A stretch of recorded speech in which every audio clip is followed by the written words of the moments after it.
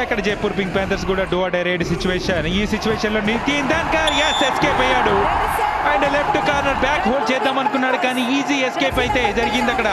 బిర్లా వైట్ టైల్ స్టిక్ సూపర్ టాకిల్ ఆపర్చునిటీ. ముగ్గురు ఆర్ లెస్ దెన్ ముగ్గురు డిఫెండర్స్ ఉన్నప్పుడు రేడర్ని కనుక టాకిల్ చేస్తే డిఫెన్సివ్ జట్టుకి 2 టాకిల్ పాయింట్స్, ఒక రివైవల్ లభిస్తుంది.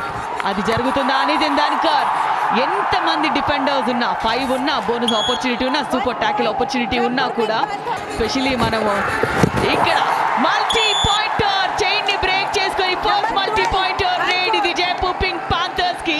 ఇక్కడ లెఫ్ట్ కార్నర్ ఎవరు లేరు, బోనస్ తీసుకొని వెళ్ళిపోయాడు అక్కడ. అండ్ అందుకే ఇక్కడ మిస్టేక్స్ మీద మిస్టేక్ చేస్తున్నారు కానీ ఇక్కడ మాత్రం అలీ రేజా నుంచి అండ్ ఇక్కడ అలీ సమాద్ వచ్చినప్పుడు అలా కూడా డిఫెన్స్ మాత్రం షేక్ అవుతుంది.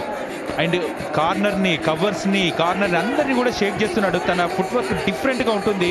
ఆ స్పీడ్ ఫుట్ వర్క్ ఎక్కడ టోటల్ చేస్తాడు, ఎక్కడ హ్యాండ్ టచ్ చేస్తాడు అనేది కూడా ఎవరికి అర్థం కావడం లేదు.